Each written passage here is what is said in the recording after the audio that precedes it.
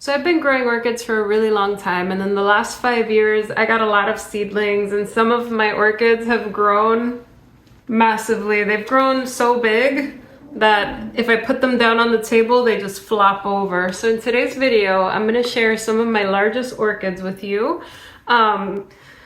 When you start buying orchids, you sometimes never think what's going to happen later, but I've had quite a few orchids that have outgrown my space. I've had to give a couple of Dendrobiums away, Dendrobium Phalaenopsis type. Some of them tend to get pretty big, and a lot of my Phalaenopsis orchids tend to grow like that. This is my Aldi's Bear King, and it's beautiful. It's got wonderful flowers that are really fragrant, but it's just getting so big. There's so many orchids in my collection that I got as seedlings, and over time, some of my orchids have gotten so big on me. Some of them are to the point that if I put them down on a table, they just flop over because they're so top heavy. So in today's video, I'm going to show you my biggest orchids in my collection. A lot of them are Phalaenopsis that I got when they were smaller, and they've gotten so much bigger. When you're getting orchids, you have to realize that what you get as a seedling isn't always going to stay small. So you have to keep that in mind when you're expanding your collection. I've gotten Dendrobiums that started out quite small, and they've grown massively. They've grown really tall. I'm going to show you my Gatten Sunray, which is enormous. And that's probably my biggest orchid. I'm going to show you a lot of my phals that have gotten really big. They get top heavy. Some, as I said, they've started as seedlings and they just grow to be these massive specimens of plants. And this, it's huge. It's very big. We have some light spider mite damage from a while back. This one is totally fine now, but look how big it's grown. I repotted this with you guys 2 years ago. I'm going to repot it again. It's due, and I'm going to see if I could straighten this out because it's just grown so strangely. But anyway, guys, orchids are not always going to grow perfectly on you. They're going to start, some of them have canes that hang down, like some of the Dendrobium anosmums. Some phals start getting floppy. They hang down. That's how they grow in the wild. They're not always going to be neat. I try to train the leaves upwards, but when you have so many, you can't really do that all the time. But know what you're getting into when you're getting your orchids, and let this be a warning for you to watch what you purchase, because it's not always going to stay small. So keep that in mind when you're buying seedlings. With that being said, let's jump right in and I will show you the largest orchids of my collection. So let's start off with the largest orchid in my collection. I'm going to show you my Dendrobium Gatten Sunray. And just for comparison, I have my two Dendrobium kingianums right in front of it, which are significantly smaller. Now this is a deciduous orchid, so it does drop its leaves, so you'll see the very top. Some of those leaves are shedding. Anyhow, this orchid is just about 4 feet tall, and it is enormous. I got it from my friend Mike Hamlin, and I've had it for about 3 years, and it's just been growing nonstop. I made the shelf here with this hanging office arm with a grow light on it specifically for this orchid because it's just growing out of control.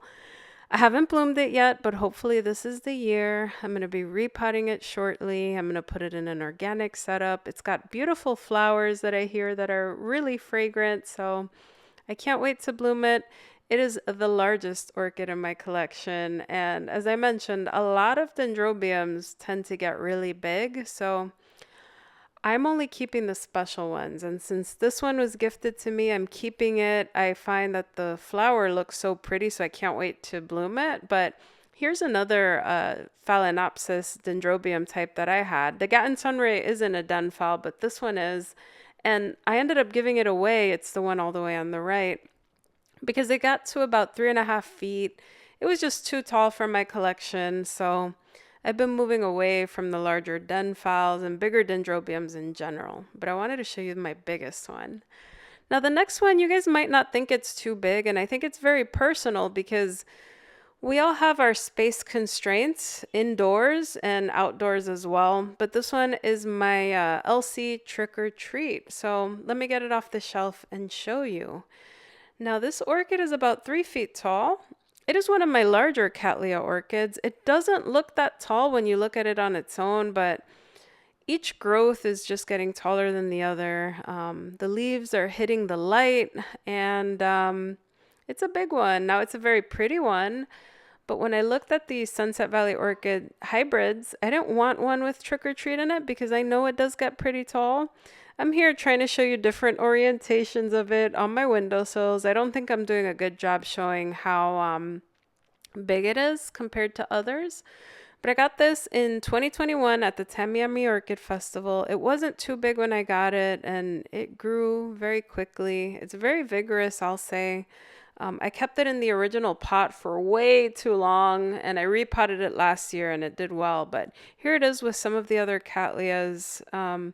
But yeah, it's definitely one of the bigger ones, and it's definitely a keeper in my collection. I just will try to stick with more compact Cattleya orchids. And let me show you what it looked like when I first got it. It's the one all the way to the right. It was a lot smaller when I first received it, and yeah. Anyhow, I also mentioned Phalaenopsis types being quite big. This one is my Phalaenopsis bellina. I got it 5 years ago, and it's grown a lot ever since I've gotten it. Now it's very top heavy, so I have some rocks in that pot to keep it from tipping over, which is a tip that I have for any phals that tend to grow this way.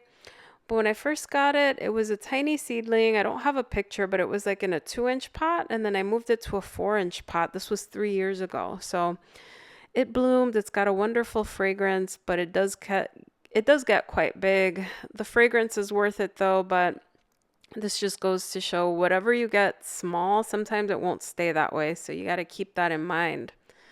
The next orchid I want to show you is the Phalaenopsis Norman's World. So this was in a 4-inch pot 2 years ago, and I had to repot it. I actually up-potted it, and I put it in a much larger pot.